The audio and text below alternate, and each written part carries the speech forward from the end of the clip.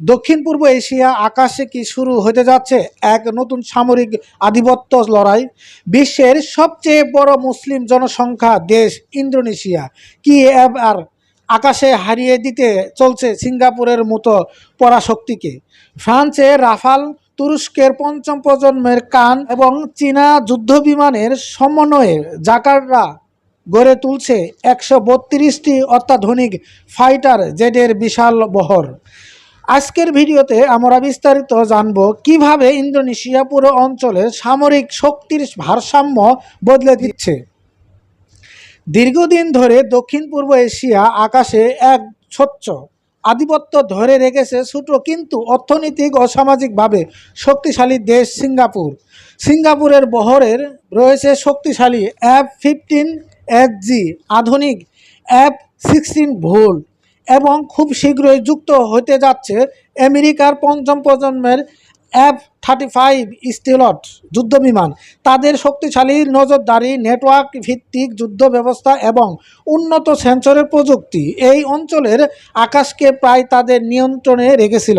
কিন্তু সেই সমীকরণের এবার বড় পরিবর্তন আনতে চলছে ইন্দোনেশিয়ার বিমান বাহিনীর আধুনিককরণের মূল চাবিকাঠি হল ফরাসি তৈরি ৪২টি রাফাল যুদ্ধবিমান। ইতিমধ্যেই প্রথম ধাপে ৬টি রাফাল জাকার্তার হাতে এসে পৌঁছেছে।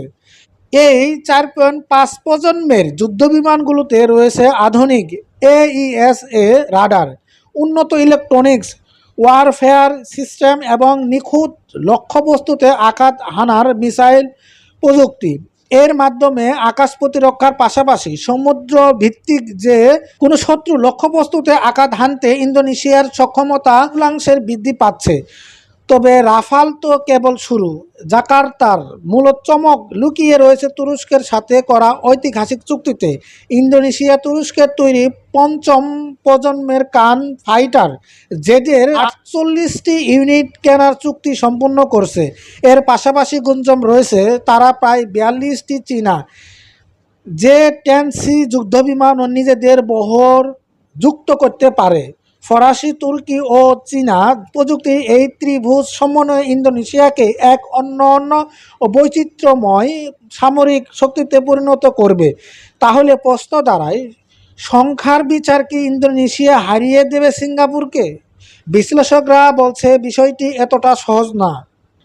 ইন্দোনেশিয়া যেখানে দ্রুত যুদ্ধবিমান সংখ্যা বাড়াচ্ছে, সিঙ্গাপুর সেখানে নজর দিচ্ছে উচ্চ প্রযুক্তি, গোপনীয়তা, স্টিলথ এবং আকাশেই জ্বালানি সরবরাহের মতো ক্ষমতা।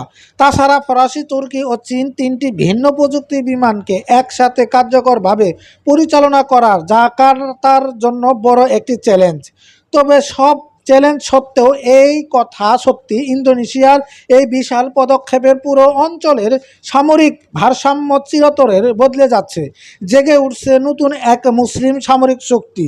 আপনার কি মনে হয়, ইন্দোনেশিয়া কি পারবে দক্ষিণ পূর্ব এশিয়া আকাশে নিজেদের একক আধিপত্য প্রতিষ্ঠা করতে? কমেন্ট করে আপনার মতামত আমাদের জানান। দেশ রিপোর্ট, MRJ টিভি নিউজ।